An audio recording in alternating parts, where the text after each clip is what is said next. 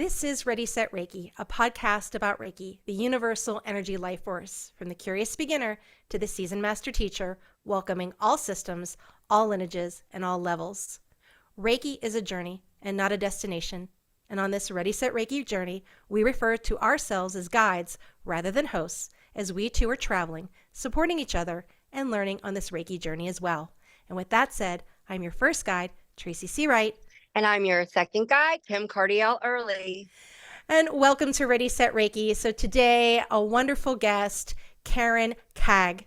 Now, she is a licensed Reiki Master Teacher, LRMT, with the International Center of Reiki Training, ICRT. She has been teaching Reiki since 2013. She retired from teaching college English after 30 years in order to pursue Reiki and coaching as a full-time career. She is a survivor of domestic violence and sexual molestation. Karen battled depression, low self-esteem for years, and Reiki helped her heal. And she loves sharing the Japanese relaxation technique to help others heal, empower them to achieve their divine purpose on earth, bringing her expertise in Reiki, teaching, writing, comparative literature, and language together. She teaches students from all over the world. She trains students in all levels of Uzui, Holy Fire Reiki, as well as ICRT Animal Reiki, and she coaches clients through major life transformations in her Transformational Wellness Retreat. Karen has written for Reiki News Magazine and Reiki Rays, and she is currently working on a couple of books. Although her Reiki business is based in the Ozarks of Arkansas, she lives in the Andes Mountains of northern Ecuador with her 2 cats. So welcome to Ready Set Reiki, Karen. Thank you so much for joining us. Thank you so much for having me. Wonderful. So we're going to dive right in. I gave our listeners just a little taste of who you are. So tell us about yourself.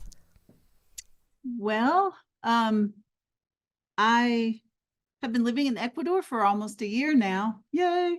I grew up mostly in Texas, based my business in Arkansas, lived there, raised my son. I only have one child. And when he was in a good relationship and finished college and got his job, I was guided pretty strongly to move to Ecuador. So that's kind of a long story in itself, but here I am. I'm teaching Reiki worldwide. I thought I would hate teaching online. When COVID hit and we had to start doing nothing but distance sessions and teach online, I thought, oh, how is this going to work? Because touch is my first love language, And I thought, how will I teach if I'm not in person? But turns out, I think that actually people have better experiences in online classes. And I never thought I would say that. I think it's because they get to be in their own home. And, especially Reiki Master class. Well, I guess all Reiki classes, there's an element of healing for the practitioner that takes place. And so maybe it's that people get to relax in their own home and have deeper healing experiences. And for Reiki too, at least they get to practice distance Reiki for sure. That was kind of difficult to teach in person. Right. So, but that has catapulted me into a completely different life. And I was able to move abroad because there really is no such thing as distance. I'm so sorry. This is my cat. He usually assists. And I don't even know what else to say. I love Reiki. And I love traveling and learning. I love that you say you're a guide. We really are. We're not, as William Rand says, like a Reiki master is someone who has been mastered by Reiki, not someone who has mastered it. Absolutely. So it's kind of a surrendering to it. Yeah, it's a journey. But I mean, it's wonderful to hear a little bit of that silver lining with COVID, that you probably would have never tried it if you weren't kind of, in a way, forced to do it, right? Right. And the distance session. Yeah. Yes. And the distance sessions are absolutely amazing. But I had to be forced into doing nothing but distance sessions before. Of course. Yeah. So. Of course. And it's a real game changer. Like even when I do sessions online for trainings, showing them like a zoo cam, right? And then putting up a picture of our, Earth and working that and seeing it. So it's skill in action, so to speak. Yeah. Skill in action like that. Skill Yeah. in action, skill in action. So our next question is, when did Reiki come into your life? Did you find Reiki or did Reiki find you? I think like many people, Reiki found me. Maybe it was just the time was right. I was 49 years old and I had taken care of my dad, and he died a year before. And I was just a hot mess, really, and struggling through life. And I came across an article, and this was in Central Arkansas, for heaven's sakes. I mean, where there was just really no Reiki. Well, you live in the South too, it's just not as widespread. And I came across this article, and it talked about healing energy distributed by the hands. And I thought, because I had always had hot hands. And looking back, I think what I was doing was I was sending my own energy, because Reiki practitioners aren't using their own energy. They're using universal life force energy that we're just channeling. We're just channels. And but I read that and I thought, well, maybe this thing I do maybe it's a thing. So I didn't even have a session or anything. I just signed up for the class.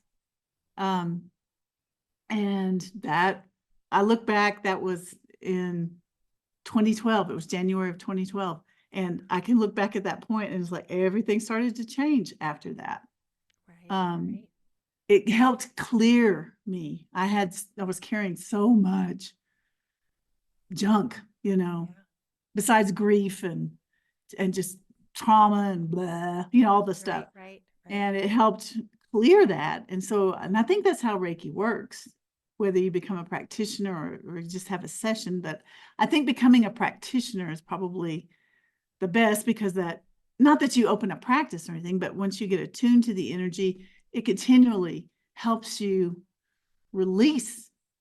And if you're like, I was 49, so I mean, I had 49, almost 50 years of blah to clear. Right. So yeah, it was amazing. Then a year later, I started practicing clearing. In 2013, it just so happened, all these Reiki coincidences, just so happened that I had planned 2 years before to take a group of students to England with another teacher.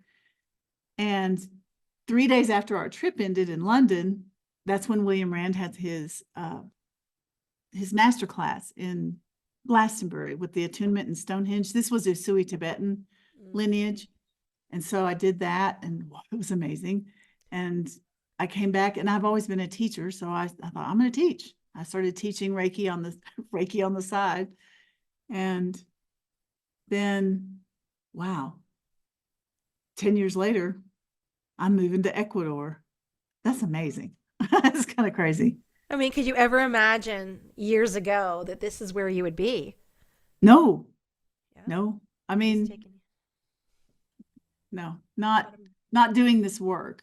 No. For sure. A magical journey, because your background's a professor, correct, in English? Yes, that was the biggest challenges. Was, I think, my friends, they thought, have you lost your mind? Like, yeah, you just noticing? No. Well, I mean, but seriously, my son went to college, and that's when I quit teaching full time. And I moved about 30 minutes away from him at the University of Arkansas and started my business. I didn't know anything about business at all. I knew I wanted to help people. I knew I wanted to teach. I wanted to give sessions. I just jumped. And my friends were like, you're not even old enough to retire. I'm like, I know. What are you going to do? I don't know. I'm just going to take that leap. And trust the process, right? I trust the process. And for someone I didn't trust anything. I mean, most of my life. Right. But yeah, I just stepped out on faith, and it all worked out. Of course, when COVID hit, then that shifted it again. It's always, but I guess life is that, right? I mean, it's always a shift from what you think, I've got it. And then, whoop, no, you don't. It's going to be over here. Whoop, Right. You always have to pivot, right? Right. Pivot. But I can do that. You can do that now. Mm-hmm. Yeah. Absolutely. So our next question is, what is the common misperception about your work? Well, believe it or not, I actually get less resistance here in Ecuador than where I lived before. The biggest misconception, I think, is that it's like, it's so weird. It is weird, you know? But they think like either one, it's just your imagination, it's not doing anything, or two, it's of the devil or something, you know. The biggest misconception is that, you know, it's something that heals so deeply, it should be more complicated, but it's not, you know, it's not.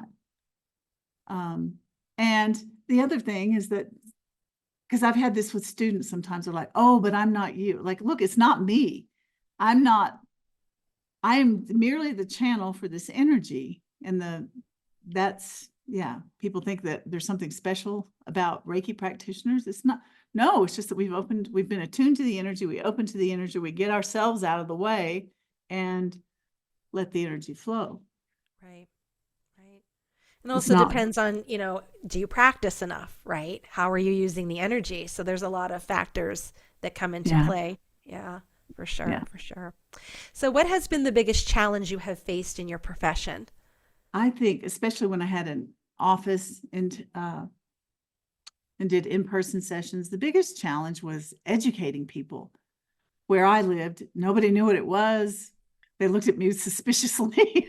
I mean, I had to, but then that was part of being the business, learning the business of Reiki. Was I had to join the Chamber of Commerce and go to mixers, and I didn't even know what an elevator speech was. I had to learn a 30-second elevator speech. And I think that's the biggest challenge, is trying to bring it more mainstream. This is a business. I mean, it's something, for me, it's a spiritual path, but it's something that can help people. So it's been challenging to educate people on that point. Like, yes, I used to include in my little speech, like, that Reiki is used in over 800 hospitals in the United States, which surprises people. It's becoming more mainstream. Absolutely. Of course, I remember when yoga, because I grew up mostly in Texas, I remember when yoga was considered like, oh, that's some kind of woo-woo weird. Right. It's from India. It must be evil. Sure, I don't know. Sure. Yeah. But here I haven't had that challenge. That's right. Because the yachai, the shamans here work with energy. So right. So especially the indigenous people, they say, what do you do? And I say, oh, I send energy, con las manos. And then they're like, oh, of course you do. They probably already knew that about you, right? I mean, yeah. They needed just a confirmation. Well, especially with TikTok, it really has made it mainstream now. So you know, so my kids are like, oh, we see that. And they would tell me different practitioners on TikTok. So it really has, brought it out there to the world for the masses, so to speak. So, so our next question is, what do you wish your younger self knew about your current profession? Well, gosh, I can't remember my younger self, but I think if I could tell my younger self one thing, and if you're young and you're listening, you may not know what your ideal work is. You don't figure it out till you're like 40. And it's probably buried in there somewhere. Like teaching college English, I loved it. I hated grading all the papers. But I loved literature. I loved teaching composition, helping people find their voice. My favorite part of my day was talking with students in my office. And so I look back and I go, okay, even as your younger self, you were trying to facilitate healing and facilitate people finding their authentic selves. I mean, that was, I think, rather than college English professor, that was what I did. And so I think I've just shifted to discover that, okay, here's a faster, easier way to help people connect with their authentic selves, release and heal stuff. So I think I would tell my younger self, just keep on the track. I guess it all happens in divine timing. Sure. Absolutely. Or going back to trusting that process, right? Yeah, trust the process. Trust the process. So when it's time for you to get your energetic tune-up or even go to find a teacher for continuing training, what are some qualities that you look for in a Reiki practitioner or healer or energy worker? That's a good question. I always look for someone who isn't full of ego, you know. I've studied with William Rand a lot, and he's kind of strange in a way, but he is not full of ego. I mean, he's usually wearing a ball cap, and sometimes I ask him a question, like, William, and he'll say, like, why don't you ask Reiki? I'm like, I'm asking you. But as my teacher, he will continue. He doesn't want to be the guru. You know what I mean? I think it's good to find someone who's not trying to be a guru, someone who will empower you. Right. So look for someone, and if you're looking for a practitioner, look for someone who's going to empower you. See them as a facilitator of your own healing, that you're a participant in this and in your own growth. Someone who's honest, who doesn't necessarily pull punches, but they can, say, like, or ask the right questions.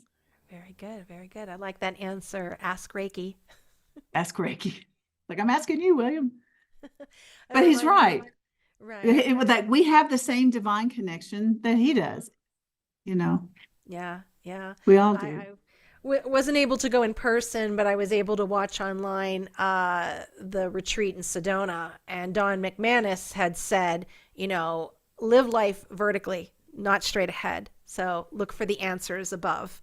Yeah. So, kind of goes Love along that. with that same thing too. So I thought that was like, wow, because we're so here, right? Right. Just to look up or seek that answer with that universal energy life force. And that's hard, especially when you're in the day-to-day grind. Yes. But that's why self-Reiki is so important. I'm just going to plug Right. this. Yes. That's what I tell my students. But that's why self-Reiki is so important, is because that's your opportunity. You're taking time for yourself to connect. Sure. And that pulls you out into the bigger picture enough Right. to see better. Right, right. And that one might fit into our next question here. What advice would you give someone who's just entering this profession? Self-Reiki. Don't forget, seriously, many of us enter into this profession because we want to help people, sometimes to the exclusion of ourselves. You can work too hard. You can forget to clear. You've got to Kinyoku, you've got to clear, like, this is not mine, this is not mine, so that you can be fully present. You have to clear yourself, fill yourself up so that you can be, one, a good channel, two, so you can be there to help everybody. Because I don't know about you, but sometimes I'm like, I work too hard. I just get too caught up. I still have to work on that. And I've been a master for a while, like moving down here to Ecuador. I think I wrote a blog about, acceptance. The Reiki principles. Don't gloss over those. When you learn the Reiki principles, you have to do them every day. I have to remind myself, the one I'm the worst at is like, just for today, do not worry. I don't get angry too much, but moving down here, I saw so many street dogs I wanted to help, homeless Venezuelans that I wanted to help. And as most Reiki practitioners are empaths. So if you are starting this journey as a practitioner, you've got to remember to take care of yourself first, or you're not going to be able to take care of anybody. It's possible to just string yourself out too much, spread yourself too thin.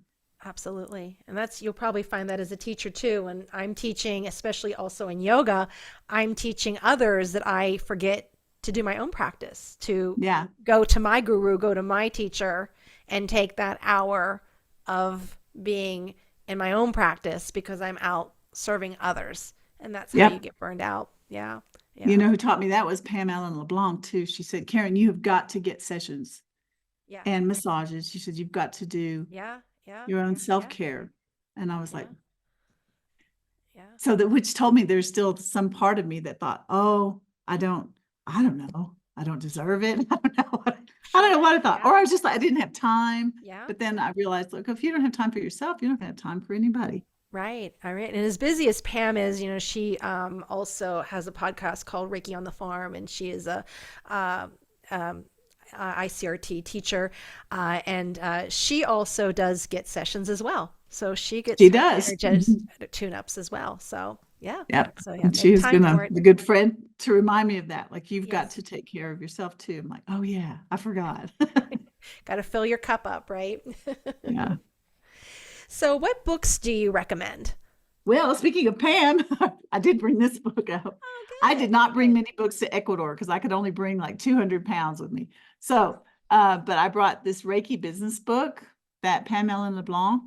Um, I think it's really, really helpful to new practitioners who are wanting to start a business, because she talks about all the different ways you can have a Reiki business. Like, one of her students is a lawyer and incorporates Reiki into her family law practice. I'm like, oh God, doesn't everybody wish that their lawyer had Reiki? You Right. know, um, and she has meditations to help you work through whatever might be holding you back, to be successful in your business.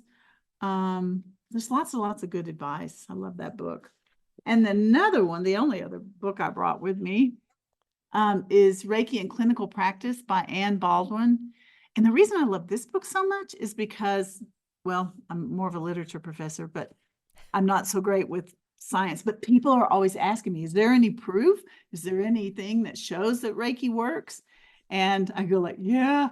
But I love this book because she divides it into different chapters, like Reiki and blood circulation. Okay. Reiki for relaxation and well-being. And in each chapter, I guess pretty sciencey, Reiki for burnout, Reiki for improving range of motion. But she groups all the various studies that have been done. She groups them into chapters so that you could go and look. Like, I don't know, maybe there's a study. Oh, like, how does Reiki work? It's a really good book. And it gives you some, science-based guide. Gives you some science to back up. Because a lot of people want to know, like, well, is there any science to back it up? Yeah, they need that. And we still need more good studies. And we'll say that, we need more double-blind, good studies with a wide variety of people. But I recommend those two books are off the top of my head. All right. Thank you. Thank you for sharing that. Our next question is, what other modalities do you offer? Well, I was trained in reconnective healing, but and I do like it. Sometimes I do use it still. I think that I took that mainly for myself. I think it shifted something in me, but I offer coaching, it's mainly like teaching. Or I think every Reiki practitioner, in a sense, I don't know what you think about this.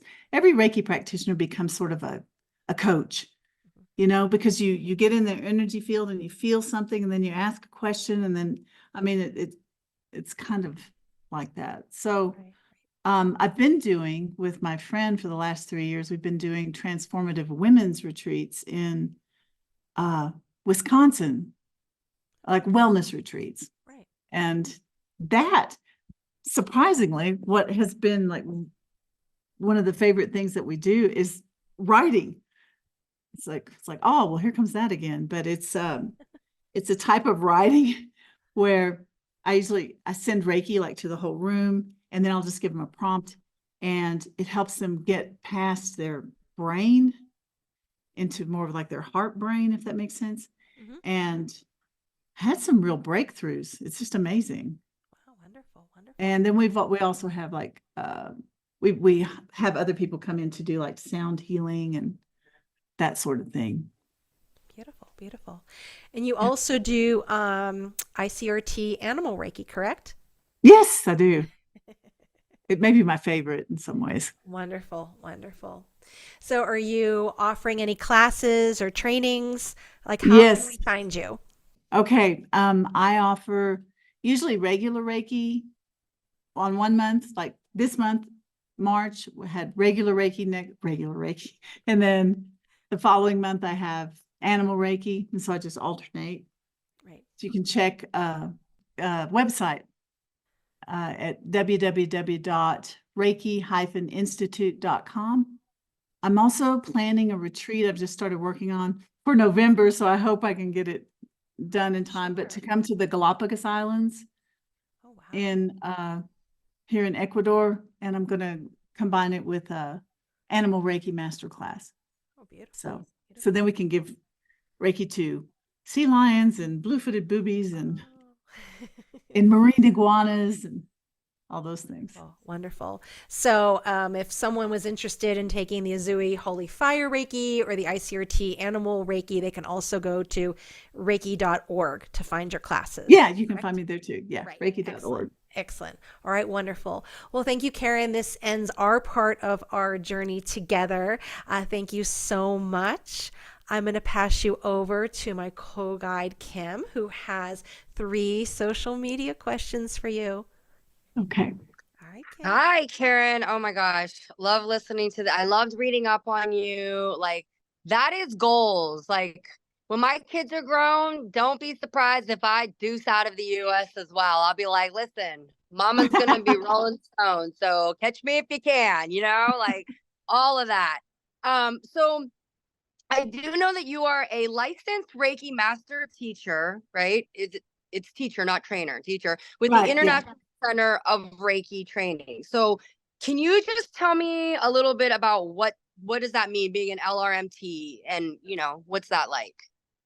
Well, I went into the program after I had just started my business, and then I decided to go into the program with some encouragement from my mentor, and I'm so glad I did. But it takes another 3 years of it's kind of an internship. So you have more studying to do. You have to write a paper. You have to take this huge test to be licensed for Reiki 1 and 2. And then you have to retake Reiki 1 and 2 and then co-teach it with your mentor.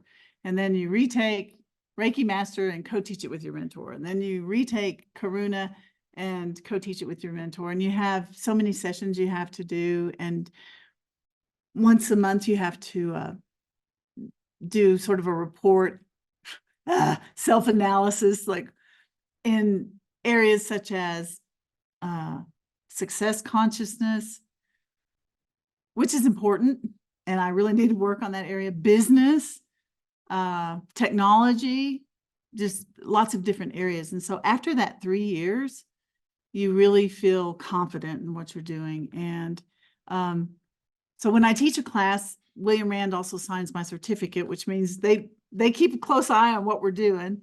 Did you do that online, or did you go? Was there an actual Oh Lord, training no! center? Like, where did you go for that training? I did it. Well, my mentor was in California in Orange County, and so when we did I had to go retake her class, and then I had to go do the co-teach input. So this was in person.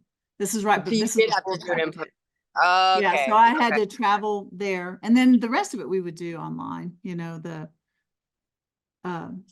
meetings, monthly meeting with my mentor, and then turning in the report to Colleen Benelli and Karen Harrison. So they're really there to kind of guide you in mainly the business aspects, no, that's not true either. It's business and the spiritual, it's everything that comes up. Yeah, right. Yeah, all of it. Yeah. Yeah. Like, what called you to take that next step, like in your teaching, in your career, to even apply for that and go into that intense 3-year program? I just felt guided to do it. I think, like, I have a student who's going to enter the program, and she said, I just know that this is what I'm supposed to do. I'm like, yeah, you just know. And it's not for everybody. It doesn't mean that's the only way you can have a successful Reiki practice. Like my friend Andrea Kennedy, whom I love and adore, I talked to her, said, why don't you apply for the program? She goes, girl, because after COVID hit, she went into really focusing on her YouTube channel and everything. And she said, I don't think I need it. I'm not feeling called to go that way. So it's not like the only way to go, but for me, I think I needed that extra support, and it's support. Yeah. Oh my gosh. Yeah. So it's like a family. Yeah, I went to Penn State, so that's like, the alumni from Penn State are like all over. So yeah, I get it. It's like that camaraderie, that's, yeah, I was like, oh, what is this? That's like, I was like, let me find out more about this, because I like that stuff. That's the only kind of school I have any interest in going back to at all. If it's like Reiki Yeah. or anything like that, you want me to learn about it? I'm like, no, thank you. And I'm like, oh, Reiki, sure, I'll go back to school for that. So, hearing you talk a little bit about those transformational like wellness retreats, can you just go into like a little bit more detail about your retreat and maybe give an example of how like these retreats have been helping your clients with like their major life transformations? Yeah. I'm thinking of one. I haven't asked for her permission, but I won't mention her name. Um, one particular participant, and she's come to 2 of our retreats now, but she had such a major, I would say, healing of some trauma that she had endured as a child, terrible trauma. And I didn't really expect, it was kind of unexpected during the session, and it was unexpected for her as well. But I think it was really life-changing. She just released, and cried and cried. And the other thing about the retreat is that speaking of community, it's a small group, usually 15, 18 people, and everybody's there because they're trying to take some time for themselves, and maybe they don't have a specific idea of what they would like to heal, but we always ask on the first night, ask them to write their intention, what they're willing to let go of, what they think they're doing there. And I think because it's a safe environment, and I would credit Reiki for this too. It's not a Reiki retreat. It's just a wellness retreat. Many of our participants do have Reiki, but it's kind of a safe space where they can heal and release and transform. And I think the thing about a retreat is just providing a space for connection to other people of a like mind, connection to yourself. And this is a beautiful place in Wisconsin. um, Ah, I'm from the is there a South. lot of cheese on this retreat? Just no. Yeah. There's a lot, yeah. A lot of Yeah. nature stuff. And we're doing forest bathing. Every year Ooh. seems to come out with like a little bit different theme, but this year we're doing like a half day just forest bathing, writing. We do a lot of reflecting. So everyone's different, but I think when people come, whether they are consciously aware of, oh, I'm going to go to this retreat and heal, blah, blah, blah. No, they just think like, I need to go. I'm feeling drawn to this. I think I'm going to go. And then I just turn it over to Reiki, like for the greatest and highest good of each participant, and just provide the space and provide the opportunity for each person to do his or her work. I think you literally hit. It's so funny because you said safe space, and in my head, I'm like, oh my gosh, that's it, that's it. And then you literally said it's providing the space, because that's what it is. People, I think safe space is such a key word that people don't realize how important it is, because so many people have these emotions and traumas and all these things that they want to let out. And there have been many times where I was in my childhood where I tried to go to an adult and tell them like all these deep feelings I had. And they were like, suck it up, buttercup. I never had a safe space. And we turn into these adults that hold on to this trauma, who are programmed to believe that these safe spaces don't exist, and they do. And that is what I believe is so beautiful about Reiki and bringing it more mainstream. Like Tracy talked about TikTok. I'm one of those Reiki TikTokers.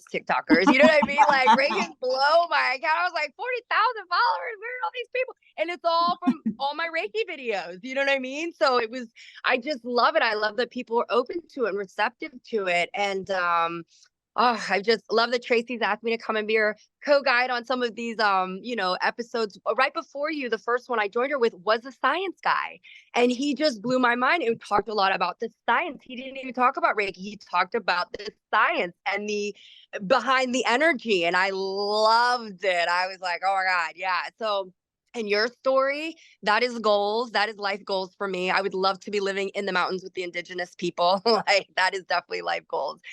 Is there anything else that we didn't ask you that you'd like for the listeners to know, or something that's important, or that you'd like to add, or that spirit is telling you to add on to this for us? I would just like to add that wherever a person is on Reiki journey, whether if they haven't started, you're just listening to this because you're Reiki curious, listen to your nudges. And if you're already a practitioner, just learn to trust. Just learn to trust. You know the answers. You just have to get quiet enough and you'll find them.